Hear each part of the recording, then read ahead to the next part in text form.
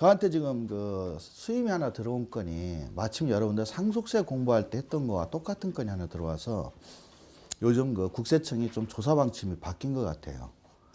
제가 근무할 때만 해도 그런 거 조사 안 했거든요. 얼마 전에 그 전화가 급하게 와가지고 뭐 이런 쪽에 뭐 잘 아시는 분이니 좀 해주세요 그래요. 뭡니까 했더니 종로세무서에서 연락이 와서 종로세무서 재산세과의 담당자를 만나고 왔다. 그 재산세과 담당자 모 씨를 만났는데 이 양반이 뭐라고 하냐면 당신 어머니가 얼마 전에 돌아가셨다. 맞아요. 그래서 저한테 오신 분 성함이 김경매라고 하겠습니다.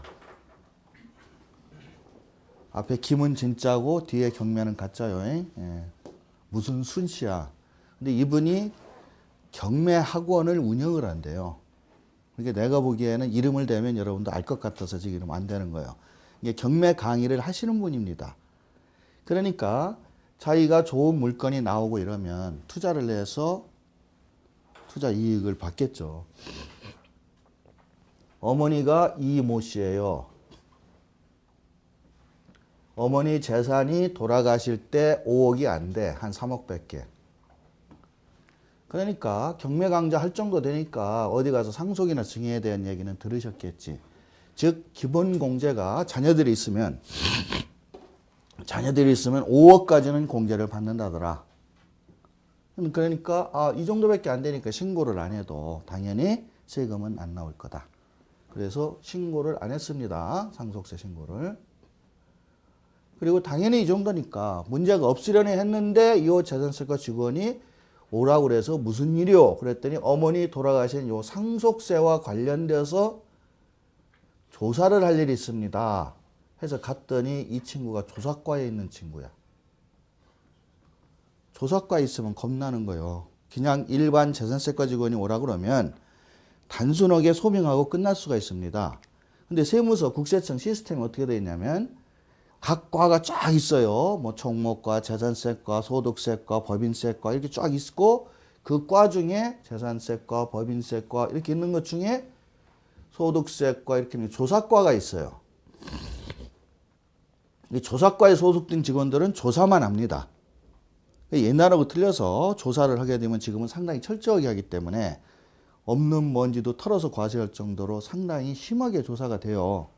근데 이쪽에 넘어가는 조사 업무는 법인세과하고 소득세과의 업무만 이쪽으로 넘어가요. 재산세과의 어떤 상속세와 증여세, 그 다음에 양도소득세에서의 취득가액의 어떤 업계약서, 다운계약서 문제 이런 거는 여기다 안 남깁니다. 그러면 어떻게 되냐? 재산세과에 들어가 보면 1개, 2개, 3개 이렇게 계가 3개가 있고 1개는 양도소득세 신고를 대개 담당하고 2개는 상속증여세를 담당하고 3개는 조사 업무를 담당해요. 여기 직원이요. 그러니까 여기에 나왔을 때는 이쪽에서 보자, 소명을 해라 할 때는 어떤 명령이 되는 게 아니라 담당 조사관이 무슨 일을 처리하다 보니까 좀 문제가 있는 것 같아요.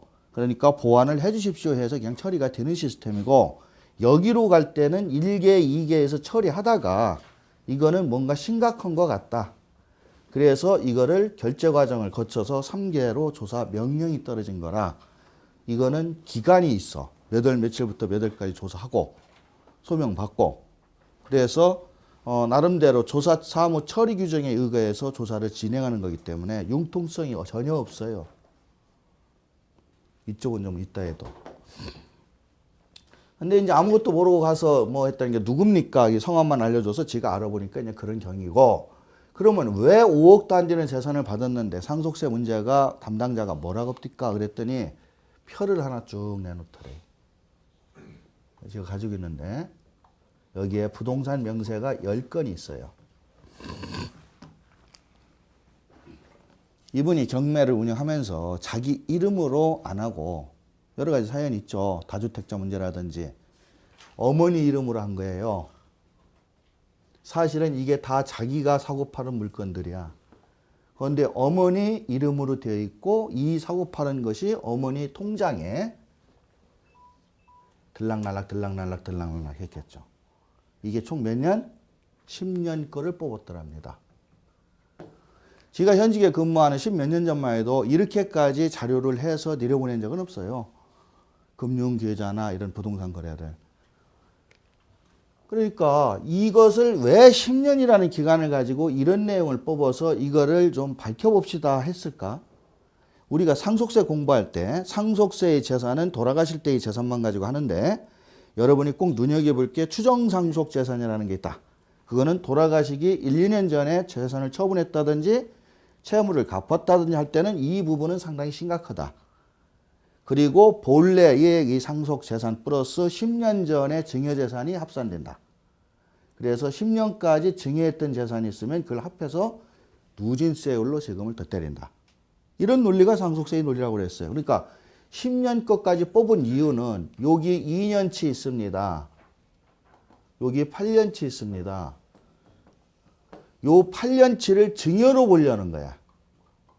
증여로 걸으면 10년치의 재산에 대해서 합산 문제가 생겨요. 그러니까 이거를 재산과 여기에 돈 들락거린 것을 소명을 제대로 못하면 여기에서 거래됐던 금액 몇십억을 다 증여로 보아서 증여 재산가액에 합산해서 세금을 때리려고 이걸 뽑은 거예요. 근데 제가 보기에는 이런 사람이 대한민국에서 돌아가시고 돌아가시는 날로 소급해서 10년 동안 부동산 금융거래 아는 사람이 어디 있어? 통장에서 생활비 들어갔다 나왔다 아는 사람이 어디냐고요. 예를 들어서 좀 죄송한 말씀입니다. 우리 의료신 같은 경우 이렇게 잘 건강하게 사시다가도 한 5년 있다가 만약에 돌아가셨다. 그럼 지금 통장에서 돈 빼고 넣고 온 게 많이 있잖아요. 합당하잖아요. 자식들이 그걸 어떻게 알아? 그래서 사실은 무리한 내용이에요. 그래서 과세관청에서 저희가 현직에 근무할 때도 이런 식의 자료는 안 나왔는데 이번 처음에 이게 나왔더라고. 그러니 앞으로도 이런 게 안 나온다는 보장이 없어요. 그러니 이제 연세 드시면은 통장 관리하는 것도 자식한테 알려줘가면서 해야 돼. 물론 이 금액이 좀 커요. 내가 보기에는 일반 생활비 차원의 1, 2천만 원, 1, 200만 원 이렇게 했다면 시비는 안 걸었을 것 같아요. 그런 정도의 금액 다 합쳐봤자 몇 억 안 되니까. 그런데 부동산 경매자금이니까 한 건당 몇 억씩 왔다 하니까 한 3, 40억 드는 자금이다 보니 아무래도 금액이 크니까 이분은 확인해봐라 해서 내려온 것 같더라. 이런 생각은 들고요. 물론 그 내용에 대해서는 담당 조사관도 모릅니다. 이런 기준을 담당 조사관한테 국세청 본청에서 알려주질 않아요. 알려주면은 그거를 납세자한테 얘기를 해서 그 기준 아래로 해가지고 빼먹을 거 아니에요. 그래서 이런 것들은 세무 당국에 가도 담당자가 모릅니다. 즉 이런 물건이 담당 조사관이 자기 어머니 거였다. 그래도 조사해서 세금 매겨야 돼. 자기 어머니 거니까 빼줄 방법 없어요. 이 기준이 얼마라는 것도 지금 처음 알은 거고요. 그런 것도 없는 그런 위에서 내려온 거죠. 그래서 지금 이런 것도 조사가 하길래 마침 여러분들한테 잊어먹기 전에 한번 말을 해줘야겠다는 거고요. 겁주려고 하는 얘기는 아니고 통장에 큰 금액이 오고 갈 때 그 거래 한 거는 문제가 없어요. 사실은 3천이든 5천이든 뭐 금융거래 그 자체 거래한 내용은 사실 거기에 대한 자금 출처 소명 이런 거 없습니다. 그런데 그런 많은 몇 억씩만 왔다 갔다 하고 몇 천씩 왔다 갔다 했던 우리 부동산 자금들이 오랫동안 쌓여있는 상태에서 돌아가셨을 때는 소급해서 세무서가 볼 수 있다. 그러니 그런 자금에 대한 소명 자료는 자녀들한테 꼭 남겨놓고 가셔야 되겠다. 자, 물론 이거는 김경매 씨가 한 거니까 자기가 내용은 나옵니다. 근데 이분이 가서 뭐라고 했냐. 자기는 이실직고 솔직하게 얘기한다고 이거 어머니 재산 아닙니다. 왜? 상속세 신고한다고 지금 나온 거 아니야. 상속세 때문에 나왔잖아요. 그러니까 이거 어머니 재산 아닙니다. 내 겁니다. 내가 경매하는 사람인데 상황이 이래가지고 내 이름으로 경매 물건 사고 팔고 할 때 들락날락 한 겁니다. 그러니 상속재산이 아니니 신경 끄시고 당초 그냥 그대로 가도 됩니다. 이렇게 얘기를 하니까 중간에 담당 조사관이 말을 끊어. 그만하시라고 그만. 나한테 전화해서도 이 얘기를 해. 나도 그만하시라고. 이건 뭐냐면 이 30억에 대한 증여세를 물려달라는 얘기요. 지금. 자, 자기 재산, 자기 돈으로 자기가 경매에서 이익을 내는데 어머니 계좌에서 다 했어. 어머니 이름으로. 그럼 명의 신탁을 한 거예요. 그 다음에 어머니와 딸 간에 어머니와 딸 간에 돈이라고 하는 자금이 무상증여가 이루어진 겁니다. 그래서 물론 어머니 이름에서 이익만 남겨놓겠다고 그러지만 세무서는 안 보고 그 부분을 증여로 봐버리면 10년 이내에 증여재산 30억. 이 증여가 이루어진 시점에 당신 증여세 냈습니까? 안 냈다 이거야. 그러면 지금이라도 30억에 대한 증여세 과세. 어머니 돌아가셨지만 연대납세 의무가 있으니까 딸이 세금 내야 돼. 그 다음 30억이라는 재산이 여기에 추가로 생겼으니 당초 상속재산 3억에다 합쳐가지고 33억으로 상속세 계산. 그 다음에 33억으로 상속세 계산한 거에서 증여세 낸 거는 물론 빼줍니다. 빼주고 남은 금액 상속세로 또 고지. 이렇게 되는 거예요.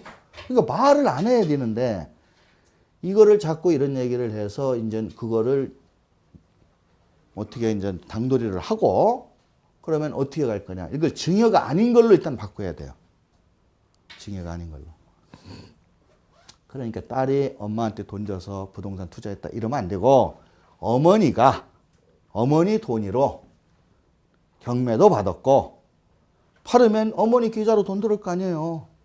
딸한테 안 들어오잖아. 받았고 해서 어머니가 이렇게 경매 투자를 내서 들락날락 한 거고 여기에 대한 양도소득세 신고도 다 했다. 그래서 이 자금은 그런 자금인데 통장에 있는 돈하고 부동산 대각대금하고 일치시키는 것만 맞춰주면 담당 조사관도 그냥 털어버리는 일이에요. 말 조심하라는 얘기예요. 지 뜻은. 저한테는 막 해도 돼요. 물론 듣고 안 되는 말은 잊어버리고 말으니까. 근데 과세 당국에 가서는 이 세금을 고지하는 담당 조사관한테 세금을 매겨달라고 이렇게 얘기를 하면 절대 안 되지. 그리고 오죽하면은 그 직원하고 저 통화를 했는데 그 사모님 말 좀 조심시키라고 밖에 나가서 떠들고 다니면 내가 과세 안 한 것이 나중에 문제가 된다. 밖에 나가서 떠들고 다니면 이거는 과세를 이렇게 증여세와 상속세를 해야 되는 건인데 조사관이 그 얘기를 사실을 알면서도 과세를 안 했다 이러더니 제발 나보고 그거를 그렇게 해주려 그리고 딴 데로 말이 안 사가에 이렇게 왔다 갔다 한 걸로 자금 소명을 받겠습니다. 이렇게 얘기를 해요. 그래 놓고 요 2년치는 못 봐줘. 부정상속재산. 요거는 챙겨야 돼. 여러 번 저희가 강의할 때 이 부분이. 그러니까 이 부분만 가지고는 사실은 얼마 안 돼요. 근데 이게 있다 보니 합쳐서 튀어나온 거야. 그래서 돌아가시기 2년 전에 한 두세 건 정도 거래한 거 있어요. 경매를 매각한 거. 근데 이런 경우는 부동산 처분한 돈이 어디로 갔느냐 하고 따지는 거거든요. 그럼 처분을 건당 2억씩에서 6억이 들어왔다. 예를 들어 3억씩에서 9억이 들어왔다. 그러면 이 들어온 6억의 돈이 합리적으로 이 어머니의 이름으로 채무를 갚았다든지 어머니가 써야 될 돈으로 나갔다든지 하는 게 입증이 되면 끝나. 이게 추정상속이야. 추정해서 과세를 해보는데 입증하면 돼. 근데 지금 이분의 경우는 여기에서 빠져나온 2억, 3억, 4억이 결국은 다시 누구 통장으로 가요? 김경매 씨 딸 통장으로 다시 들어갔다고. 다시 들어가고 또 무슨 부동산 투자할 일이 있으면 어머니 통장에 다시 넣고 또 사서 팔고 팔으면 또 들어오고. 그냥 이 어머니 계좌에 넣어놨으면 좋아. 물론 여기는 아직 제가 확인 안 했는데 이 측은 돌아가시기 1, 2년 전에 자금이 어머니 계좌에 그냥 있으면 상관이 없어. 있으면 그 현금을 상속재산에 포함 안 시켰다. 그것만 두드려 맞으면 돼. 그래서 그 현금 6억을 3억에다 합쳐서 9억으로 상속세 계산을 다시 하면 돼요. 5억 공제받고 4억에 대한 세금 계산해서 이것저것 공제하고 거기에 대한 상속세만 내면 끝난다. 그런데 빼갔다. 그러면 자금 출처가 일단 확실하게 드러났어요. 누구한테 줬다는 게. 그렇기 때문에 이건 증여. 그래서 증여세 자체를 요 시점에 걸고 증여재산이니까 일단 합산해서 또 상속세 걸고 두 개 다 맞는 거예요. 근데 증여세가 더 무섭지. 그러니까 이거를 지금 어떻게 할 거냐가 저도 지금 고민하고 있는 상황인데 여러분들이 이런 경우의 수들이 안 생긴다는 보장이 없다는 게 전에는 이렇게까지 조사 안 했습니다. 상속세계. 추정상속이라는 개념이나 법은 도입은 했지만 사실은 이렇게까지 돌아가신 분의 통장을 싹 뒤져가지고 돌아가시는 시점 1, 2년 거는 봐요. 근데 예전에는 돌아가시는 분의 통장을 먼저 본 게 아니라 돌아가신 분이 돌아가시기 전 2년 전에 혹시 부동산을 파는 게 있는지, 그러면 부동산 매매 데이터를 보면은 그거 뜨거든요. 그래서 그게 있으면 한번 찍어서 조사해보고, 그거 없으면 그냥 통장 같은 건 안 보고 덮었죠.